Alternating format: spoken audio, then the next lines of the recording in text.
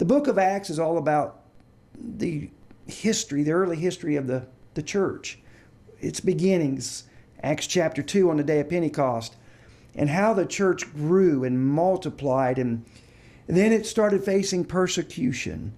And then you had some inner turmoil that begins to happen. And these things still go on today. And it's not an accident that God records these things. In Acts chapter 6, there's a little bit of I don't want to say divisiveness, but there is a problem that arises with the Grecian widows. In that day and time, the church took care of a lot of widows. A lot of people had come in Acts chapter 2 on the day of Pentecost from all over and had stayed there for a period of time. They're in Jerusalem and not gone back home.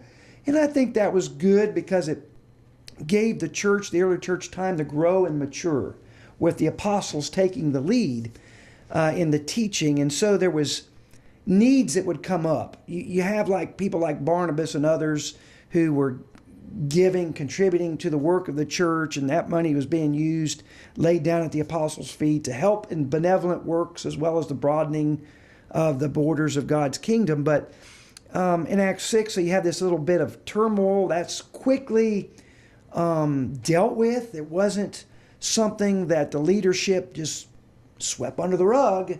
Oh, it'll go away eventually. No, it was taking away time from the apostles, their main responsibility. So they dealt with it. And one of the men that was called in to help deal with it was this man we're talking about, Philip. Mm-hmm. And we read about him in Acts chapter 8. And he's like many of them, were scattered abroad in Acts 8 verse 4 because of persecution that fell on the early church. And really, it's interesting that, we would look at that today and go, oh, that's something really bad that happened to God's people. They're having to leave. They're being threatened. Acts 7, you had Stephen stoned to death.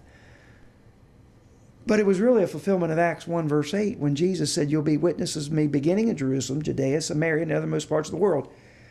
They needed time to mature, and they needed time to grow, not only spiritually, but in number.